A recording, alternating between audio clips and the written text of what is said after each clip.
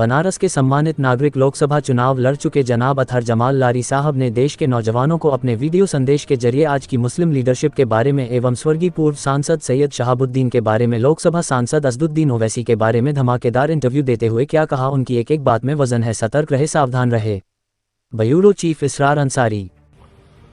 साथियों, आज मैं आपके सामने लाइव आ रहा हूं। कल एक वीडियो मेरा जारी हुआ था असदुद्दीन ओवैसी साहब के बारे में, जिसमें हमको कुछ लोगों ने, उनके समर्थकों ने हमको गालियां भी दी, फोन करके भी, व्हाट्सएप पे भी, फेसबुक पर भी। बहरहाल वो सब गालियां हमारे लिए दुआएं हैं। मैं आज ये कहना चाहता हूं कि ओवैसी साहब हमेशा मुस्लिम लीडरशिप की बात करते हैं कि हम मुस्लिम लीडरशिप पैदा करना चाहते हैं।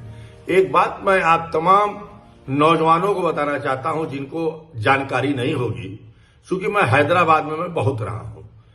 एक बात बता दूं, एक साहब थे सैयद शहाबुद्दीन साहब, जो IFS थे, कई मुल्कों के वो सफीर भी रह चुके थे, और वो 1985 में जनता पार्टी से उपचुनाव में किशनगंज से चुनाव भी जीते थे, और वो कई महत्वपूर्ण पदों पे भी रहे हैं, जनता पार्टी में भी रहे हैं, और उन्होंने अपनी बाद में एक पार्टी इंसाफ पार्टी भी बनाई थी, और वो हिंदुस्तान के पहले शख्स हैं जिन्होंने हिंदुस्तान के तमाम मुस्लिम MPs को, चाहे वो जिस पार्टी को भी हो, एक मंच पर उन्होंने इकट्ठा कर दिया था, जिसे हिंदुस्तान में लेकर के भाजपा और RSS के लोगों ने बहुत तूफान खड़ा किया था। तो मैं उनके बारे में कह देना चाहता हूं, कि बताना चाहता हूं कि वो एक मुस्लिम क़यादत और मुसलमानों को एक प्लेटफॉर्म पे एकजुट करना चाहते थे, और उसी की कड़ी में वो हैदराबाद में उनके कुछ लोगों ने उनकी एक मीटिंग लगाई थी, एक जलसा लगाया था, और वो हैदराबाद में जलसा करने के लिए गए थे। उस वक्त ओवैसी साहब के वालिद मरहूम जनाब सुल्तान सलाहुद्दीन ओवैसी साहब जिंदा थे, और वो नहीं चाहते थे कि कोई मुस्लिम लीडरशिप या कोई मुसलमान लीडर हमारे आंध्रा में आए और अपनी बात को रखे। जब सैयद शहाबुद्दीन साहब का वहां पे जलसा लगा, तो उस जलसे को उनके गुंडों ने उस जलसे को होने नहीं दिया, और वहां जलसेगाह में कुर्सियां तोड़ दी गई, पान खा के पिक जो पान का होता है उनके ऊपर थूका गया, और किसी भी कीमत पर उनका जलसा होने नहीं दिया गया। ये जो मुस्लिम लीडरशिप की बात करते हैं लोग, तो सैयद शहाबुद्दीन की वहां मीटिंग नहीं हो पाई, और उनको वापस फिर वहां से लौट जाना पड़ा। तो मैं सिर्फ अपने नौजवानों को ये बताना चाहता हूं, और जहां तक ये लीडरशिप की बात करते हैं मुसलमानों की, तो आज तक इन्होंने कोई लीडरशिप पैदा नहीं की। अगर इन्होंने हैदराबाद में किसी को पैदा किया, तो अपने भाई अकबरुद्दीन ओवैसी साहब को पैदा किया। मैं एक बात आपको और बता देना चाहता हूं, जब मुस्लिम मजलिस बनी थी, MIM का जब गठन हुआ था, इनके वालिद मरहूम जनाब सुल्तान सलाहुद्दीन ओवैसी साहब ने जो है इनके का गठन किया था, तो उनके साथ एक शख्सियत और थी जिसको अमानुल्लाह खां के नाम से जाना जाता है, जो आज इस दुनिया में नहीं है, जिन्होंने मिलकर के इस पार्टी का गठन किया था, और जिनको जो है हैदराबाद का शेर कहा जाता था, दक्कन का शेर कहा जाता था, आंध्रा का शेर कहा जाता था, और वहां पे इनके खिलाफ भाजपा के पार्टी से, भारतीय जनता पार्टी से, जो भाजपा के लोग जिसको अपना शेर कहते थे, टाइगर ए नरेंद्र, और टाइगर ए नरेंद्र के खिलाफ ये हमेशा चुनाव लड़ते थे, और ये हमेशा चुनाव जीतते थे। एक दो बार कारवान से टाइगर ए नरेंद्र भी चुनाव जीते। उनकी पोजीशन उस वक्त वही थी जो आज तेलंगाना और हैदराबाद शहर में टी राजा की है, उस तरीके से वो उस वक्त थे, और अमानुल्लाह खां से उनकी हमेशा जो है फाइट होती थी, और लगातार अमानुल्लाह खान जीतते थे। बहरहाल मैं इतना बताना चाहता हूं कि जब उनकी मकबूलियत बढ़ने लगी और पूरे आंध्रा का मुसलमान अमानुल्लाह खां को अपना लीडर मानने लगा, तो सुल्तान सलाहुद्दीन ओवैसी साहब को तकलीफ होने लगी कि हमको छोड़ के लोग इसको नेता मान रहे हैं, तो उनको तत्काल पार्टी से निकाल दिया गया, उस अमानुल्लाह खान को जिसने मुस्लिम मजलिस इत्तेहादुल मुस्लिमीन को अपने खून पसीने से सींचने का काम किया था, उनको पार्टी से निकाल दिया गया। तो उन्होंने मजलिस बचाओ तहरीक नाम से एक पार्टी का क्याम अमल में लाया और वो आज भी है।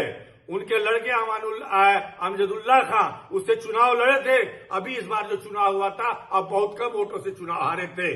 तो ये जो लोग मुस्लिम लीडरशिप पैदा करने की अवैसी साहब बात करते हैं, तो जो उस वक्त एक मुस्लिम लीडरशिप पैदा हुई थी, अमानुल्लाह खां को उनको पार्टी से निकाल दिया गया और उन्होंने अपनी पार्टी बना करके जब वहां पे चुनाव हुआ तो फिर उनके पार्टी के 3 उम्मीदवार जीते तो इनके पार्टी के 2 उम्मीदवार जीते। इस तरीके से उनकी मकबूलियत बढ़ी, लेकिन आज वो हयात में नहीं है, वो चले गए और उस लीडरशिप को खत्म किया गया और ये कहा गया कि वो तो मेहदी पठान है, उसमें भी बांटने की कोशिश की गई।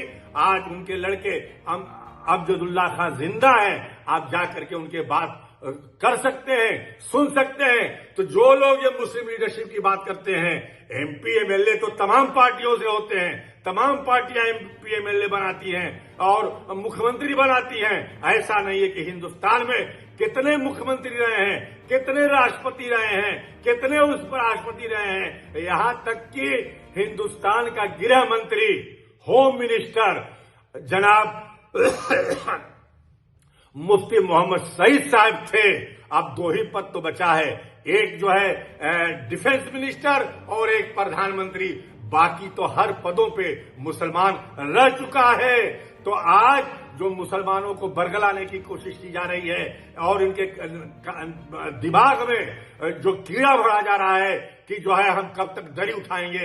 अरे हमने दरी नहीं उठाया है, हमने मिसाइल भी बनाया है, हम राष्ट्रपति भी बने हैं, मुख्यमंत्री भी बने हैं, होम मिनिस्टर भी बने हैं और तमाम बड़ी सी बड़ी वजारत हमको मिली है। तो मेरे दोस्तों, आज सिर्फ मैं कहना चाहता हूं कि कहीं से भी मुस्लिम लीडरशिप उभारना नहीं चाहते। हमारे पास कई मिसालें हैं। इन्होंने बंगलोर में, गुलबर्गा में मुस्लिम लीडरशिप उभरने नहीं दी, कर्नाटका में, ये हर जगह कहीं भी नहीं चाहते हैं कि हमारे पैरलर में कोई मुस्लिम पार्टी पैदा हो, कोई मुस्लिम लीडरशिप खड़ा हो। कौन सा आपने लीडर पैदा किया है मुसलमानों में? आपने एक अध्यक्ष बना दिया, तो क्या और पार्टियां, सेकुलर पार्टियों के अध्यक्ष नहीं रहे मुसलमान? क्या और सेकुलर पार्टियों से मुसलमान जो है मुख्यमंत्री नहीं रहे? अरे खुदा के वास्ते, कब तक आप मुसलमानों को बरगलाने का काम करेंगे? आपकी हर बात हम जानते हैं। मैं हैदराबाद में रहा हूं, आप जो है बिलाला के साथ जो है जब शाहरान में घूमा करते थे रात को 12-1-2 बजे, तो मैं तब भी मैं देखता था और जब उस वक्त भी मैं हैदराबाद में रहता था, तो मैं जब भी आपके वालिद साहब कोई गलत करते थे तो मेरा बयान वहां अखबारों में छपता था। आप न्यूज ट्रस्ट के आज मालिक नहीं रहे हैं, आप उठा करके देख लीजिए। बस आपसे यही अपील करना चाहेंगे कि आप कभी नहीं चाहते मुस्लिम लीडरशिप उभरने के लिए। सैयद शहाबुद्दीन को जिस तरीके से हैदराबाद में बेइज्जत किया गया, उसके लिए जिम्मेदार कौन है? आपकी पार्टी के लोग थे जो नहीं चाहते थे कि कोई बिहार का मुसलमान आकर के हमारे इलाके में जो है अपनी तकरीर करे, अपनी पार्टी बनाए।